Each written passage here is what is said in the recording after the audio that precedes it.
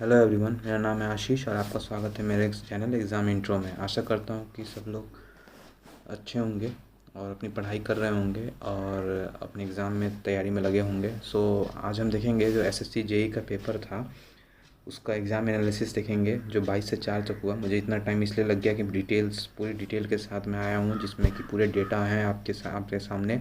कौन सा शिफ्ट कैसा था कैसा नहीं था सब कुछ था, कितने नॉर्मलाइज स्कोर बढ़ेंगे सब कुछ डेटा है और आपको मैं दिखाऊंगा।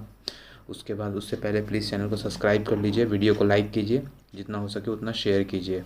आइए देखते हैं जो एसएससी जेई का जो एग्ज़ाम हुआ था 22 से 24 मार्च तक का, उसका डिफ़िकल्टी लेवल था और क्या गुड अटैम्प्ट्स थे। पहले तो पिछले बार का जो कट ऑफ था वो देखते हैं, जिसमें कि जो सिविल इंजीनियरिंग का जो एग्ज़ाम था उसका जो एससी का कट ऑफ गया था 101.7 गया हुआ था, एसटी का 102.6 और ओबीसी का 115.5 115.9 और ईडब्ल्यूएस का 112.2 और यूआर का 123.5 गया हुआ था। और जो ओएच का है 92.2 और एचएच का है वो 55.7 गया था।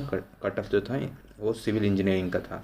उसके बाद हम देखते हैं जो इलेक्ट्रिकल और मैकेनिकल इंजीनियरिंग का जो कट ऑफ था पिछली बार का, उससे क्या होगा कि हमें आइडिया लग जाएगा प्रॉपर कि हाँ इस बार क्या रहने वाला है और कितना मोस्टली जाएगा।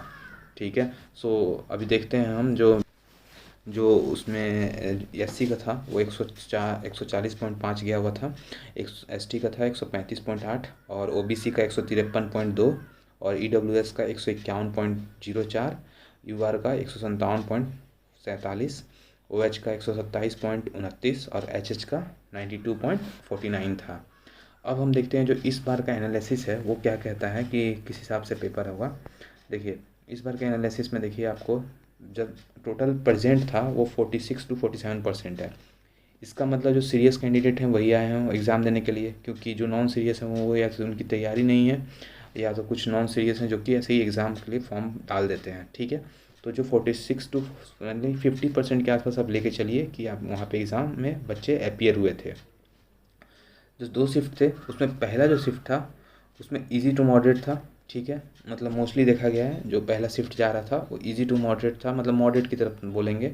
और जो सेकंड शिफ्ट था वो मॉडरेट टू टफ की तरफ था।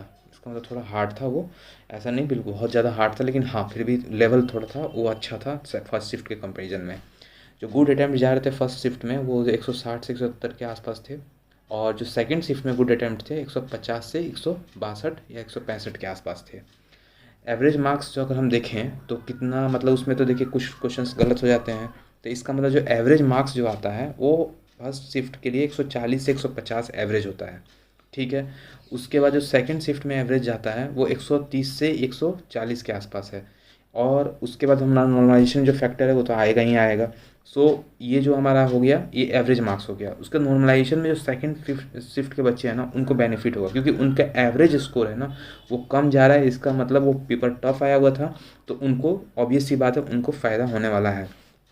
जो ये एनालिसिस हम देख रहे हैं वो इलेक्ट्रिकल का है और मैकेनिकल का है, क्योंकि मुझे अभी जो डेटा है सिविल का बस ये है कि नॉर्मलाइजेशन के बाद उनका स्कोर क्या रहेगा या उनका जो मतलब कट ऑफ है वो क्या रहेगा, रॉ मार्क्स वो मेरे पास है। लेकिन हाँ ये पूरा डिटेल एनालिसिस नहीं है, क्योंकि मेरे जो फ्रेंड्स हैं और मेरे जो कुछ जानने वाले हैं वो सिर्फ इलेक्ट्रिकल और मैकेनिकल से हैं। प्लीज़ उनका ही डेटा है मेरे पास, और सिविल का लेकिन फाइनल रॉ मार्क्स क्या रहेगा वो रहे मेरे पास डेटा, तो उसके बारे में बात करेंगे।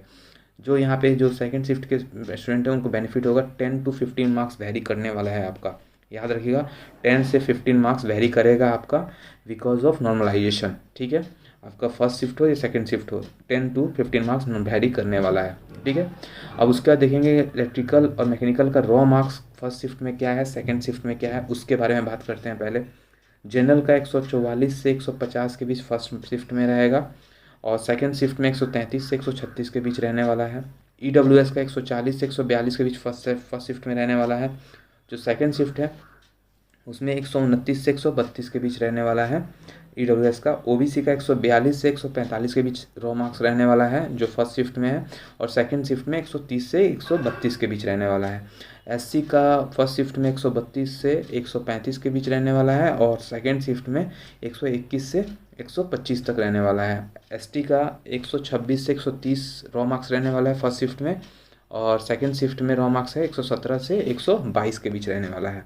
तो ये हो गया, हम रॉ मार्क्स के बारे में बात कर लिया। अब हम बात करते हैं नॉर्मलाइज स्कोर कि नॉर्मलाइजेशन के बाद स्कोर क्या रहेगा फाइनल कट ऑफ का।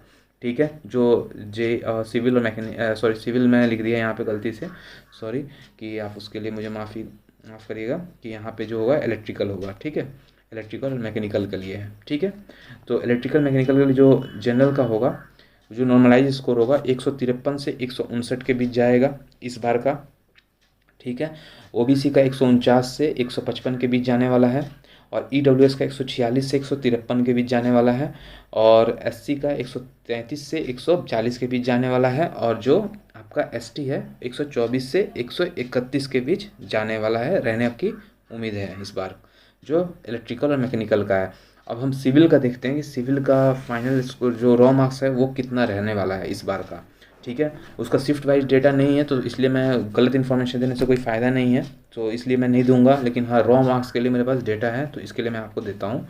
जो आपका नॉर्मलाइज ये रॉ मार्क्स है वो जनरल के लिए 108 से 112 रहने वाला है, ईडब्ल्यूएस का 96 से 103, और ओबीसी का 102 से 107 रहने वाला है, और एससी का 90 से 94, और एसटी का 89 से 93 के बीच रहने की पूरे चांसेस हैं।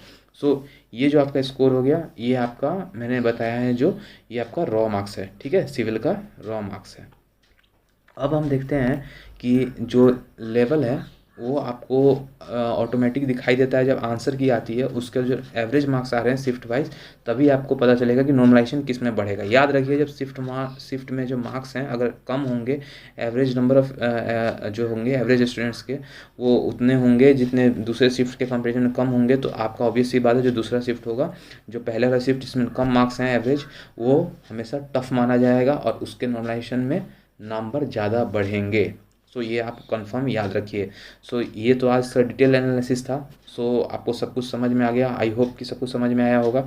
सो प्लीज़ चैनल को सब्सक्राइब कीजिएगा, वीडियो को लाइक कीजिएगा, जितना हो सके उतना शेयर कीजिएगा, और ऐसे ही हमारे ऐसी वीडियो के लिए हमारे चैनल पे बने रहिए, जो आपको ऐसे ही वीडियो प्रोवाइड करते रहेंगे हम। सो इसके लिए आज के लिए इतना ही। So thank you, have a nice day.